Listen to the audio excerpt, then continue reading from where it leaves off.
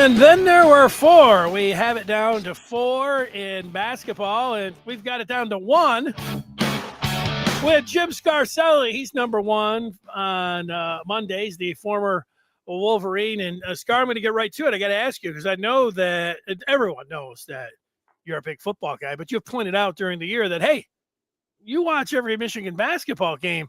But also throughout the years, you've said that you're not big into baseball.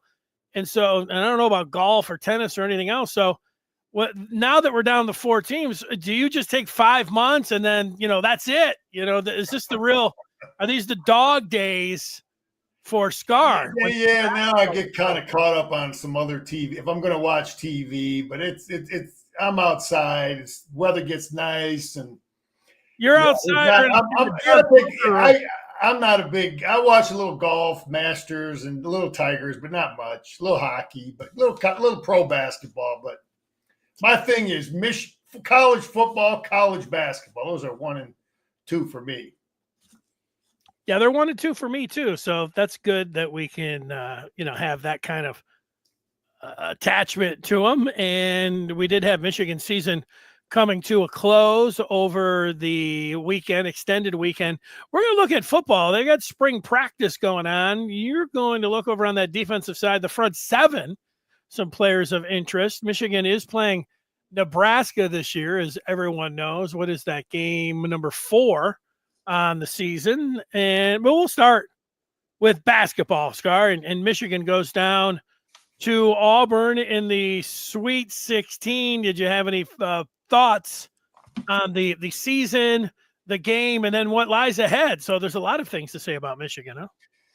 Yeah, I looked at I saw Auburn play a couple times, and I didn't know how we'd match up. And Bruce Pearl's a damn good coach. We talked about him, but Bruce Pearl, he's got all 22, 23-year-old guys. I think he does have a couple freshmen that rotate in, but he's recruited really, really good athletes that are skilled basketball players. And they can shoot the ball. It's hard to find those guys that are, really, really athletic, that can defend, that can and rebound, and then they can also score the basketball. And he's done it. And Bruce Pearl's done that. We lost to a real good basketball team, tough, well-coached team. We did not play. We needed to play our best game. They needed to miss some shots. They didn't miss shots, and nothing to be ashamed of. Damn good season. We've got the right guy. We're interested to see who's coming back. Looks like pretty good nucleus is coming back. But I'm just happy with our program. You listen to how these guys talk about each other. Listen to Danny Wolf, what he said, and they all. It just really tells you we got the right leadership, Danny.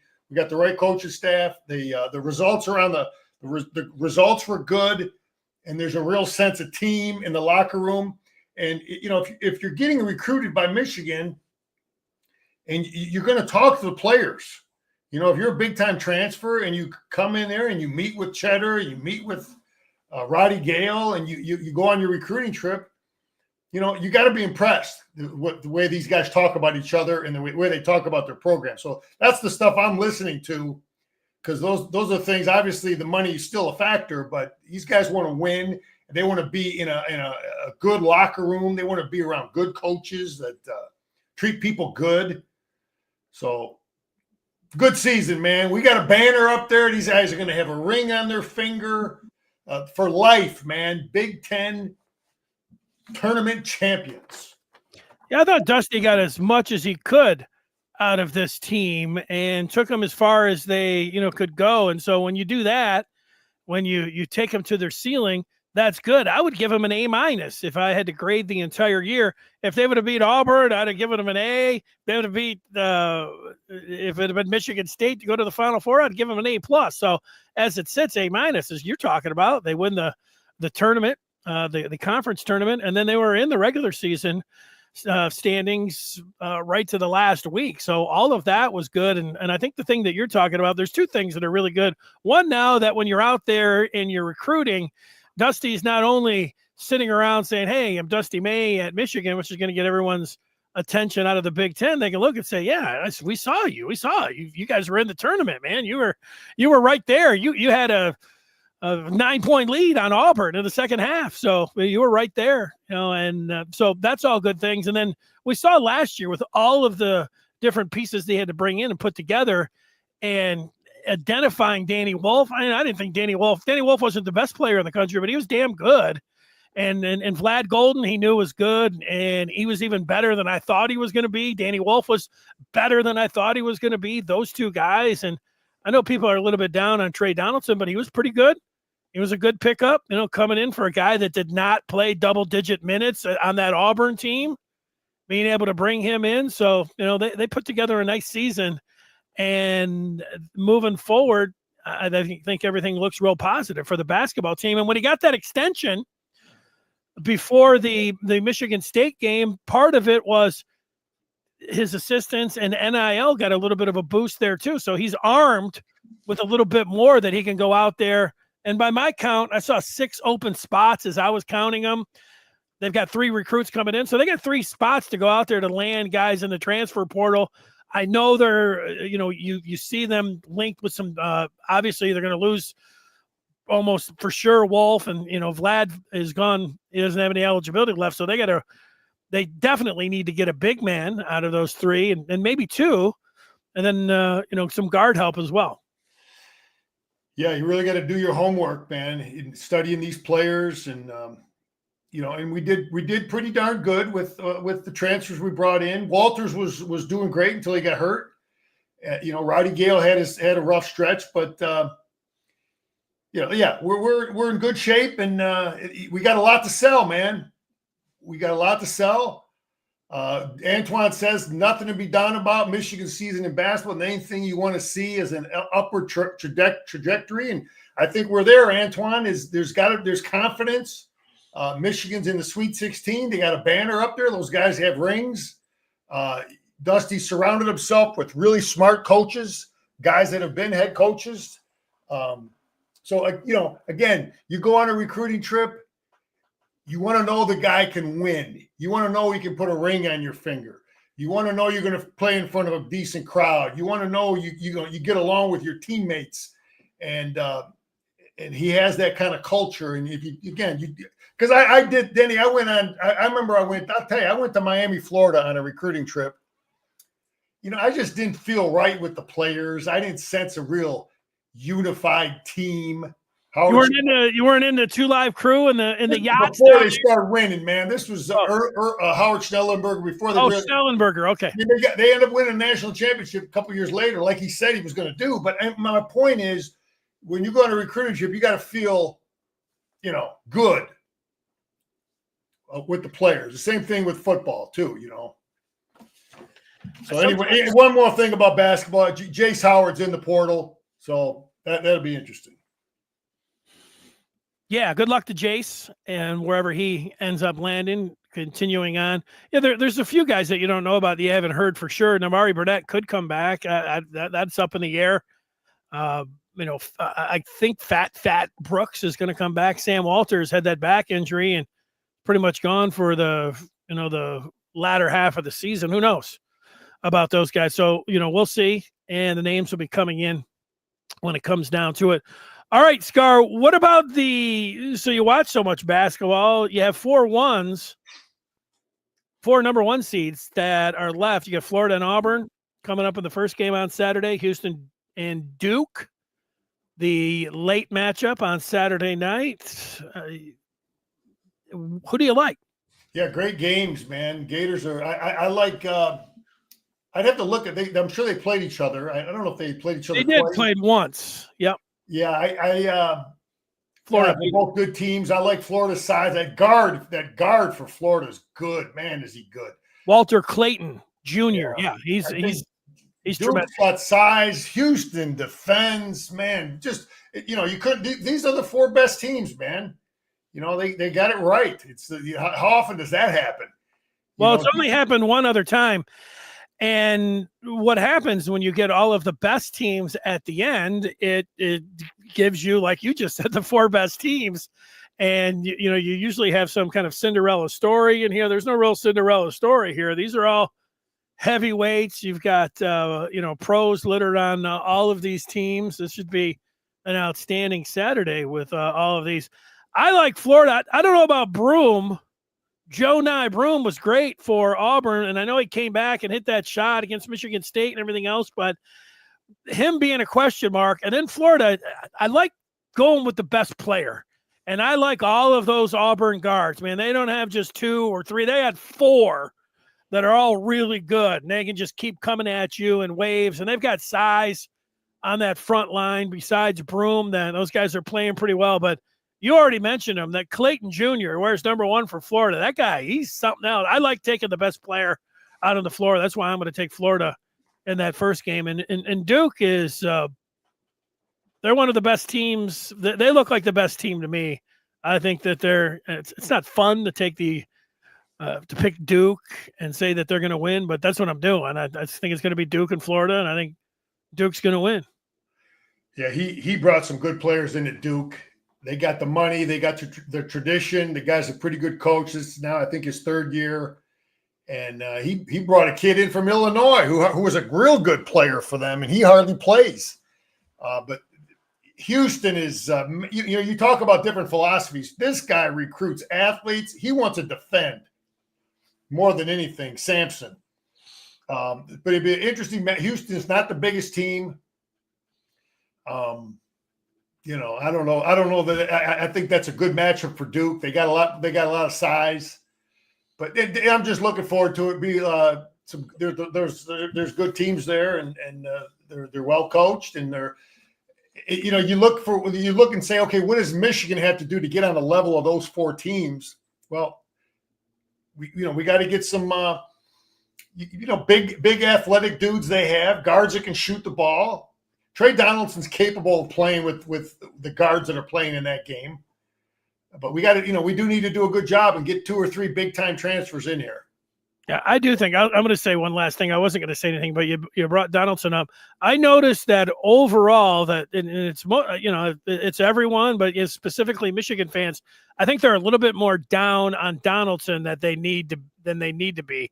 They're acting like, oh, he's no point guard. Oh, he shouldn't even. But he played a lot of minutes. He played 30 plus minutes, and yeah, he disappeared in some pretty big games, but he's also a pretty good player too. And it doesn't mean that he can't get better, and he will be helped if he has some players around him that can handle the ball and can pass. That's only going to elevate his game. So the whole dynamic of Michigan's team, why they turned it over, was because they didn't have guys who could really handle it and pass the ball. And all of it fell on the shoulders of Donaldson and Wolf.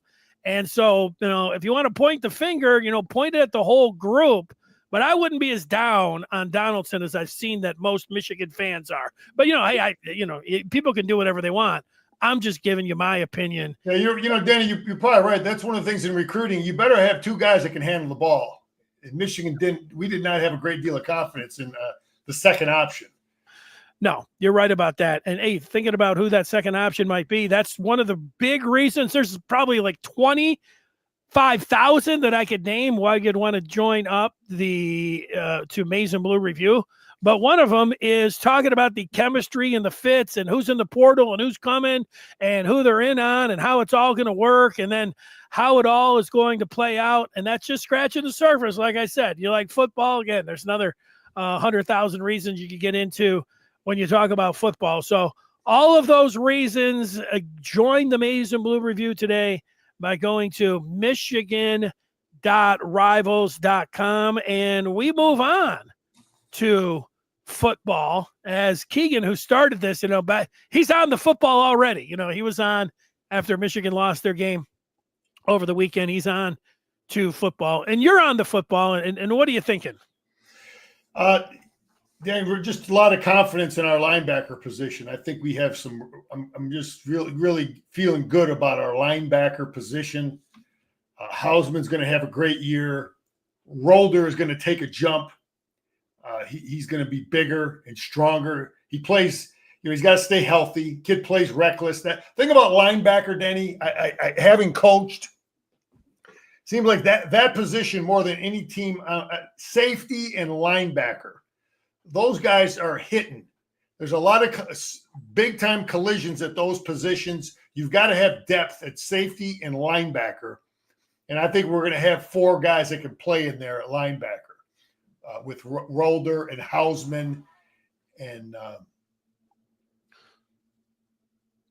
Sullivan.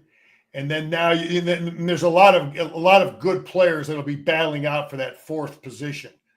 Bowles and the freshman and Taylor. But I have a lot of faith in what I'm feeling about with the linebacker position. So Sullivan's a big kid. We like I like to have. I think Wink likes to have one guy that's a little faster, a little smaller. What was the guy we had 2 years ago? What was his name? Faster. Plays for Seattle, was bounced up. What's his name? Plays for Seattle? He was with Seattle. He was the linebacker, faster guy, smaller guy. Can't think of his name. Danny? 2 years ago. Oh, 2 years ago. Oh, no, Michael Barrett? Barrett. God, I'm getting my brain. That's all right. It's good to have a big guy and a faster guy with what Wink and Minter want to do. So it's just you need the way he structures it. Barrett, that's the guy. Anyway, you like to have one guy with a little more feet. But anyway, those are positions I coached, and they have big time collisions, and you better have depth here. I've got a lot of faith in that position, Denny, and I'm just going to keep beating it up again. I think the first thing I'm looking at when we look at that spring game, and I'm going to take a real close look at, is Trey Pierce and Ike, and then the kid from Alabama and the kid from Payne, and what is it, Williams? Yeah, Williams. Those are the 2 guys I'm looking at. I already know I know Pierce is going to be a little better. I have a good feeling that Pierce, they're talking about Ike. Coach has been real confident with Ike that he's shown improvement. I want to see Eno Eto improve. A highly recruited kid. I stood next to him, last year. I saw him. He's does he look the part, man? And then you got all these young guys, Beagle and Beagle and Papali. How are they coming along? Kanka, Moten, but what I'm looking at more than anything though is Trey Williams and then the other kid from Alabama. What the hell is his name? Payne. So those are the guys that I'm hoping we hit the jackpot on, Denny. I saw him on film, playing for Alabama. I watched him at Clemson. Payne didn't get a lot. He might have got maybe 15 snaps a game at Alabama, if that. So we hopefully with our technique, our scheme, those 2 guys will, because I think that's the key to our defense, Denny. Because I have total, again, when I coached, I realized I had what I had coming back. I know I don't have to worry about a few positions. And then it's always those positions you're concerned with that you're really going to focus on in camp and see how much did this kid improve over the year. You know what I mean? Or how good is that JV kid coming up? Well, that's what we're looking at here. How good is Ike going to improve? Benny going to improve? And how good is Payne and these guys going to step up? So that's what I'm focused on in the spring game. And I firmly believe our edge is going to be.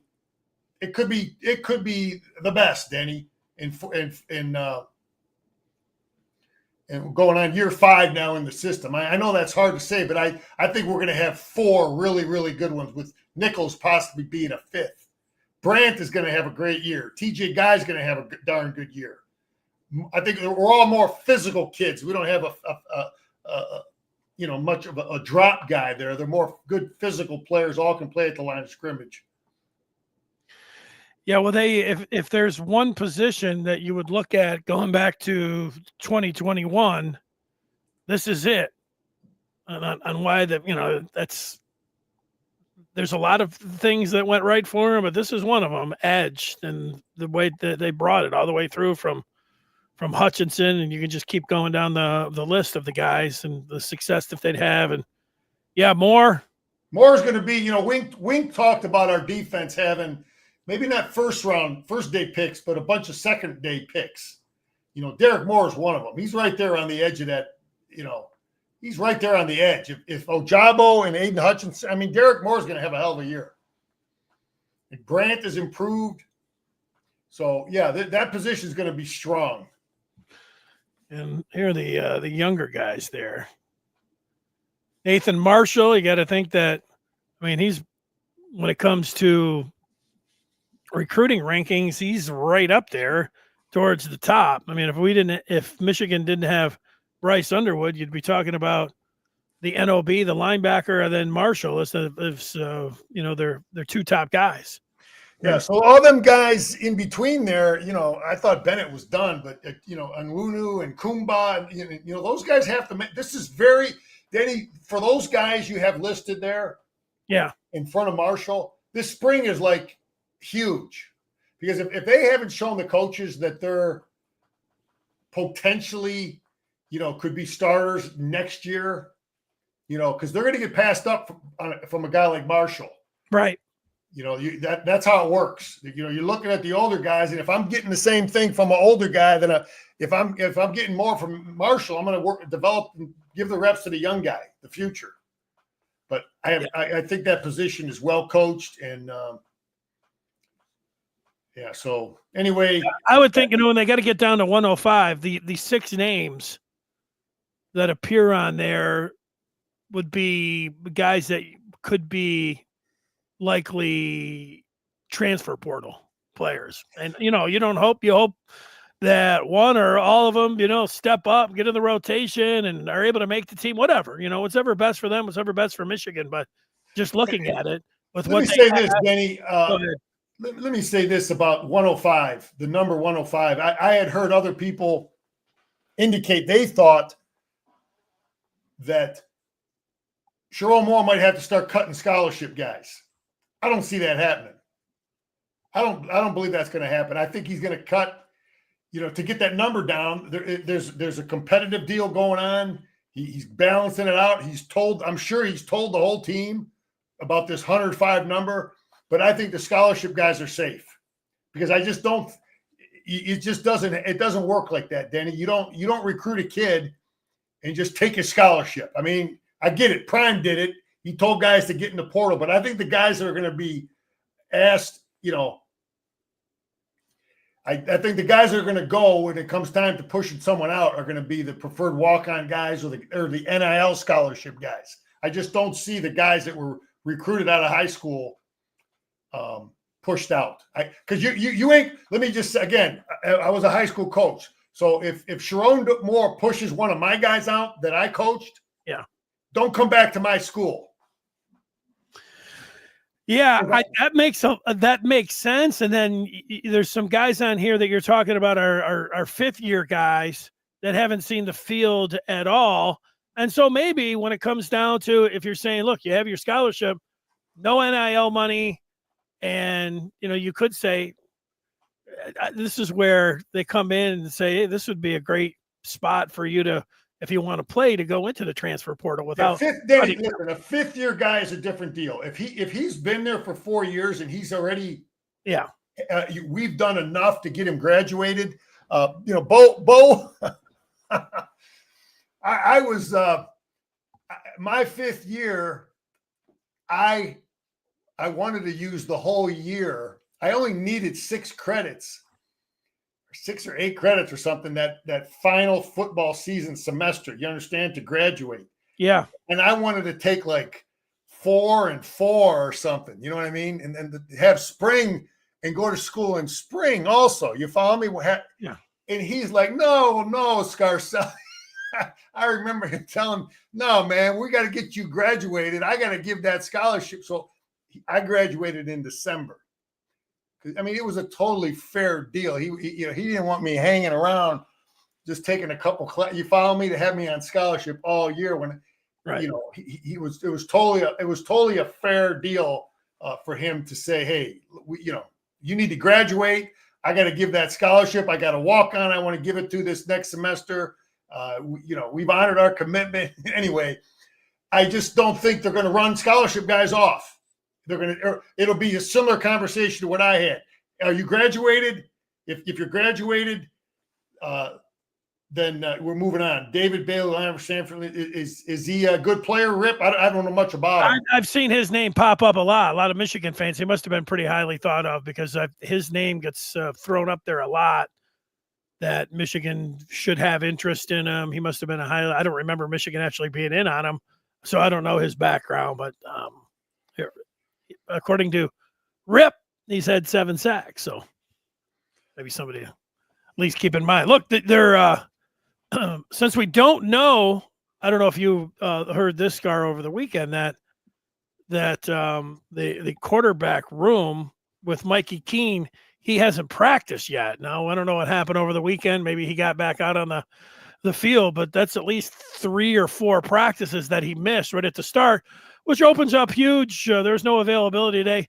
It opens up huge question marks, especially after what happened last year with the quarterback room with Tuttle and him being injured, and them thinking, well, he's just going to come back. So a lot of people are thinking, oh man, he could be going to the transfer portal. Michigan needs to go to the transfer portal. Wow, that's interesting, man. That is interesting. So we don't know. We don't have insight as to whether he's injured or not. I saw it confirmed on the Maize and Blue Review that I don't know what happened over the weekend, but that he had missed, that he had not practiced. Okay, and we don't know if it's because of injury. I'm not hearing anything about what's going on with Underwood. Just good things. Everything we've heard, is that he's a damn good player, and he will have every opportunity to start. And we've seen a little bit of film, online and this, that, or whatever. And the coach has talked that he's a special kid. But that is interesting, Denny. And I wonder what he's feeling. If he's feeling a vibe, that they're working toward Underwood, he might jump back in the portal. Here's the part and this is just me reading Sharon Moore. The first day they had been in 1 padded practice and they had 2. So they had already had 3 practices. One of them were padded. And he talked about Mikey Keene as he's the most experienced guy on the team. He mentioned how many snaps, 2,000 that he's played. And so if Keene was on the outs there, I'm not sure he would have talked to him about him like that. I don't know. So that's just me. And there could be a number of different things that you could, think of, and without them saying that's what we have to do. It could have, he could have just sprained his ankle for the first week. Yeah, well, anyway, I want to go into the season with him, Underwood, and Davis Warren ready to go. That's the way I want to go into it. And I want to run our quarterback so we got depth if they get beat up. That's what I want. I might go to the spring game. Cole Sullivan's going to play, Eddie. I think he's going to be that third line. 2 years ago, they rotated 3 guys. This past year, they rotated 4. So it depends on how much depth you have. The best scenario is to rotate 4 guys at the inside linebacker position. I think our linebackers played better this past year because they weren't playing as many reps. Junior Colson played too much. That's why he was beat up, and he never got able to recover. He was playing too much football. Those guys take collisions at inside linebacker, Danny. You got to try to protect them in practice and what you do. I project getting a super watered down. I want people to go to the spring game. It's an exciting time. Look, we're sitting around talking about hypotheticals and spring football and the front 7 and everything else. So we're into it, but I'm expecting a really watered down spring version. They're tape delaying the game. They're doing that. So you can't get game film, even though you'll be allowed, if you're from another team and really want to take a look at them, you can go to the stadium. And if you were really wanting to, pick Michigan players off and offer them NIL money, you could still go to the game, but the transfer portal is going to be closed by the time they play the game. But I would be, if we are going to see at least some, Jaden Davis, we're not going to see Davis Warren and Davis Warren coming back. I would be hesitant to think that he is going to be in the top 3 quarterbacks starting the season when he's coming back from a knee injury, and that he hurt it on the in the ReliaQuest Bowl. When was that? It was the last. Yeah, I don't know what the recovery is. I just think he finished. Well, right, that's it. I mean, maybe he could be ready to. How much is he going to be able to participate in fall practice? That was the thing with Tuttle. He was coming back, and then he was hurt, and he got like 2 weeks of practice during the season. Then he had it. And he looked like that out there against Washington. He wasn't ready for the game speed. He had a couple nice plays. The next thing you know, he was getting blindsided because he wasn't ready for that. So I would be worried about thinking that Davis Warren is anywhere in the top 3. Hopefully Jaden Davis stays around and he takes a big step after his freshman year. People are down on him too because of his throwing motion and the reports. But you can take big strides. I'm not down on none of that. I don't know who they. I know you are. We'll look at spring. Denny, we'll look at the spring game and then we'll evaluate it. Smart people will look at it. I don't know who the hell they is. Well, I'll include myself, Scar, in they, because I gave a report from somebody that I talked with that I know that was at a practice last year and said that. Now, this was just one person, but he was throwing sidearm the way he was. So did slinging Sammy Baugh. Danny, I was with the Raiders in training camp. Jim Plunkett threw that ball sidearm, man. I couldn't believe how he threw a football. Jim Plunkett wasn't 5'10". Yeah, I know. Well, we'll see. Let's see how he does. I know. I'm not complete. So I think that he could still be a player. I'm not over here saying that he couldn't. That was somebody that was watching. I wasn't a consensus, and there wasn't 10 people looking at it. I didn't have my own eyes on him. I thought that they would work when I said 5'10". He's probably 6 feet tall. I thought that they would go with a more overhand delivery. And what we have seen, I did see on his Instagram within the last month, he was on one knee and he was shooting. And it felt like he was trolling everybody because he couldn't have been, he almost was throwing it like a submarine reliever. And I was thinking, come on now, let's move it up a little bit here, at least to, eye level. Let's not go throwing underhanded or anything, but I don't know. So we'll see on him. Just the jury's out. That's all. It doesn't mean that, everybody should be down on him. Yeah, well, hey, the spring game will be locked in, and we'll break it down and take a good look. Danny, Nebraska. I was reading about Dana Holgerson. He's the offensive coordinator at Nebraska, and he was talking about he comes to work, 20 degrees outside. What did he do the last couple of months? He walks to work, and then he looks at film all day. Believe me, this is what you do in the off season. I guarantee you, he spent a week just looking at Michigan. Yeah, just looking at Wink. And these are the things I remember doing it as a coach too, man. I just spent my whole time looking at, there was 2 teams we had to beat. I knew I had a good scheme against some of these bullshit teams. It's, so this is what you're doing. And I just thought it was interesting. He's looking at film, and people need to understand that your scheme that you come up with, it isn't just decided on game week. You have a pretty, you're studying Wink. Wink's studying Dana Holgerson, and but anyway, that's that. And I thought it was interesting. Nico, what's his name? Kid that left from Notre Dame, the guard that transferred from Notre Dame. What the hell's his name? That went to Nebraska? Yeah, what the hell's his name? He said Nebraska talent was every bit as good as Notre Dame's. Okay. What's a Spindler? Rocco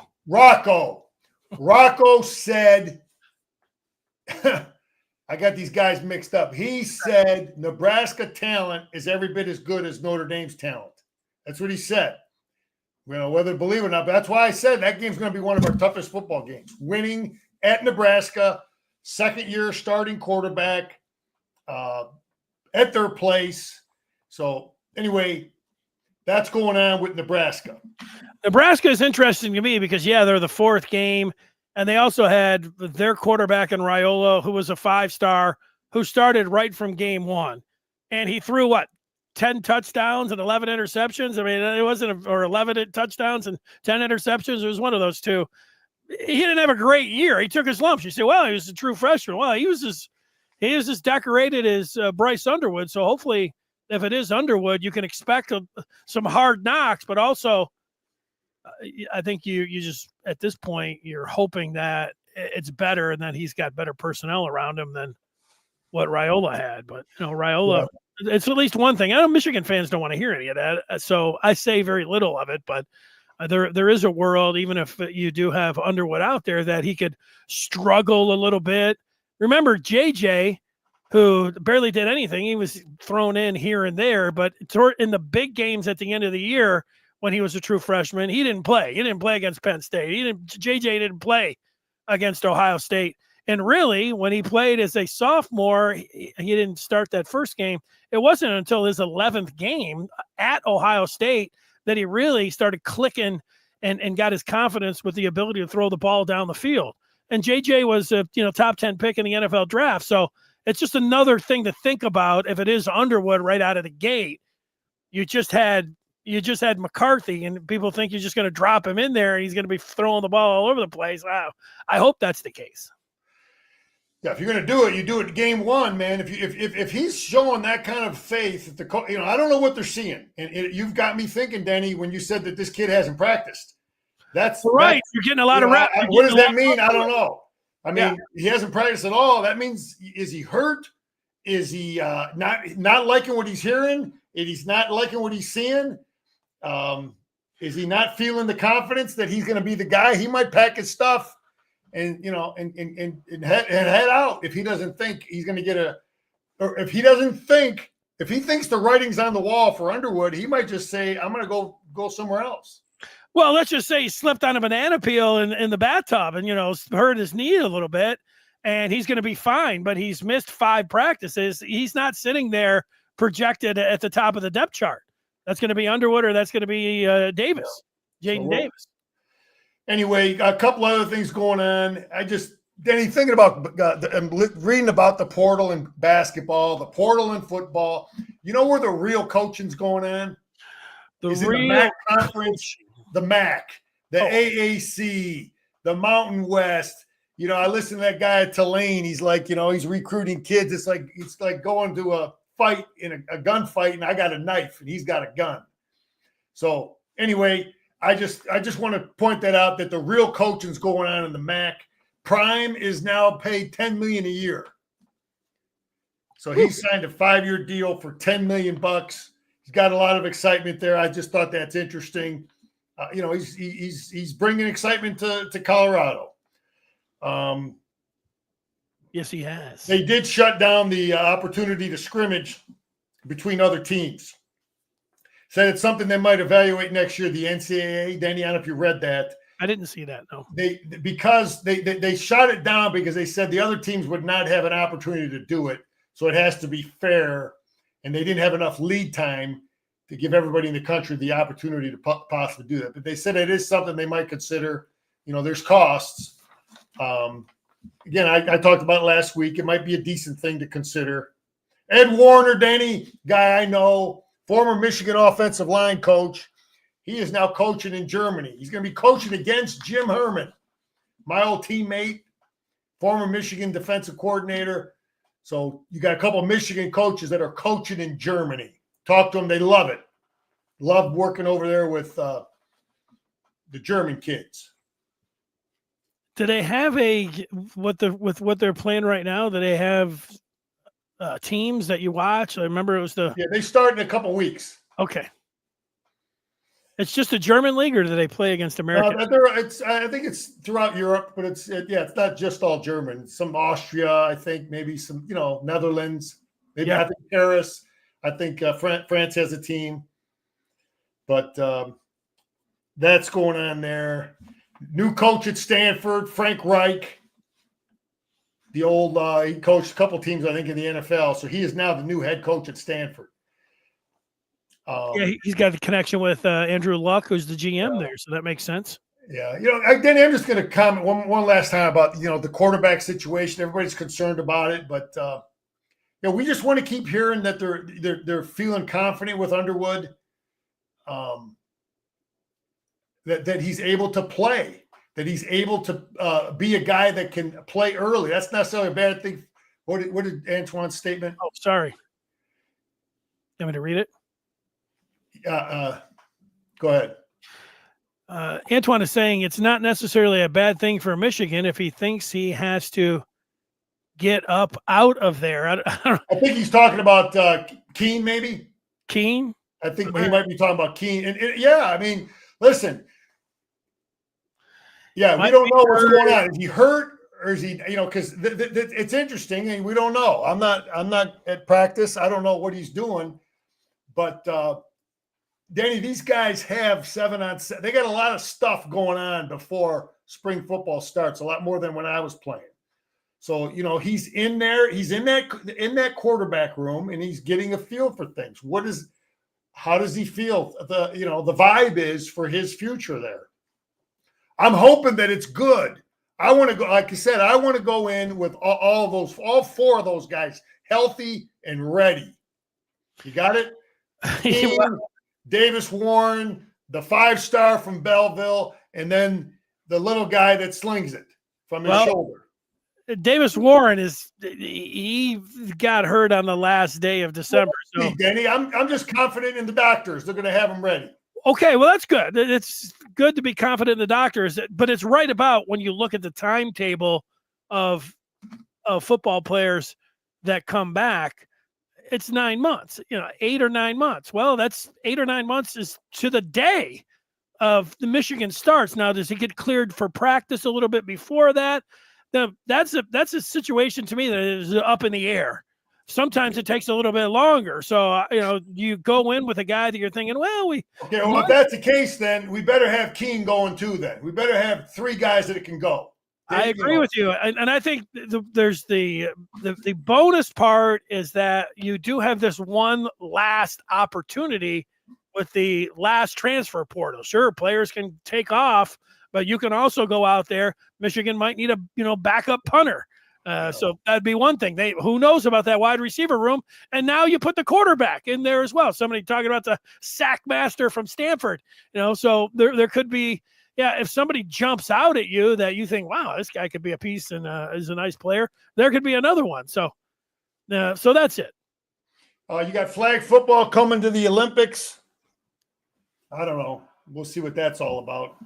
That's a different game than pro football. It's a different deal. But yeah, Danny, I just looking forward to this spring game here pretty soon. I think they're going 15 practices. I think they go 3 days a week and 5 weeks. And that's right. And I never say never. I've seen a number of the NFL players talk about how excited they would be to play in the Olympics with flag football. Like I would have to look at it. I didn't think that I would like the golf on TV simulator, but my wife really likes it, and so then I started watching it, and it's not so bad. So I would have said, no, that's not going to be something I'm going to like, and I have liked it. So I don't know if you get Patrick Mahomes, if you're getting the very best players, and they're playing at a high level, it could be good. People were down; they're down on the NBA All-Star game because they just go out there and it's terrible TV, but nobody watched in the summer. You had to get up early in the morning sometimes and watch it. It was great. The Olympic basketball was great over the summer. It's just that people, they routinely just bag on the NBA and their players, but they went out there in the Olympics and it was great theater. And so, maybe at least take a look at it. It is, it's football and you have some big names. So you never say never. Danny, let me just end on this one last point that I'm going to be looking at is in seeing what I really want to look at big time is to get a feel for what the difference is with Lindsey, Chip, calling and running our offense. Are we going to play with this? Obviously spring ball. What are they going to show? Are we going to play with this? Are we going to play with tight ends as much as we had in the past? Are we going to bring a fullback and get under center, like we have in the past? So we probably won't know the answer to that, Denny, until the season starts. But I really want to see what he's going to do in the spring. What are the formations going to change? That's what I'm, because he didn't run much tight ends at North Carolina. He was a little different, a lot more like playing Maryland. Michigan has been unique since since Harbaugh got here. Playing with tight ends, playing with fullbacks. Did Sharon tell him, look, I understand what you've done. You're a damn good coach. This is our system. Plug in your beliefs within our system. Just being a damn good coach of teaching our stuff. Yeah, listening to those two both talk, they made it sound like it was very similar. Lindsey was saying things like, if it ain't broke, don't fix it. Sharon was saying the comfort level of what he was doing at North Carolina and the offense that he was running and his philosophy was a, perfect transition. So we'll see. I mean, it's not everything's like you're talking about. So that will be the one thing to take a look at. It's good. Yeah. I mean, the guy's going to say what he's going to say, and he ain't telling nobody nothing. We'll find out when we roll into Norman and we got to play some real games. Then we're going to see some of the tweaks. I want to see scheme, though. I want to see shifting and motions and headaches. I want to get back to that, helping our offensive line with stuff. You can't just tell the guy to block those dudes. You got to make that defensive lineman think. You got to make them defensive coordinators shake their head, get pissed off when they got to play Michigan because of adjustments and bullshit. Get ready for some drill work. And then at the end, maybe for steaks and hot dogs, maybe 10, 15 plays and of some vanilla guys of, maybe throwing some bombs downfield. We'll see. Maybe it'll be a little bit different. We'll be able to take some out of it. But I'm going to end on Denny, some of the greatest parties in the history. Let's talk parties. I'm ready. Denny, some of the greatest parties in the history of my years in Ann Arbor were the parties the day of the spring football game. That was the greatest day of the year for a college player because you had time to get away from it, man. And we had some parties, boy. Keggeth, floweth. Woo! All right. The party, April 19th in Ann Arbor, the place to be. All right, Denny. Sounds great. Nice job. All right, brother. Go blue. There he is, Jim Scarcelli.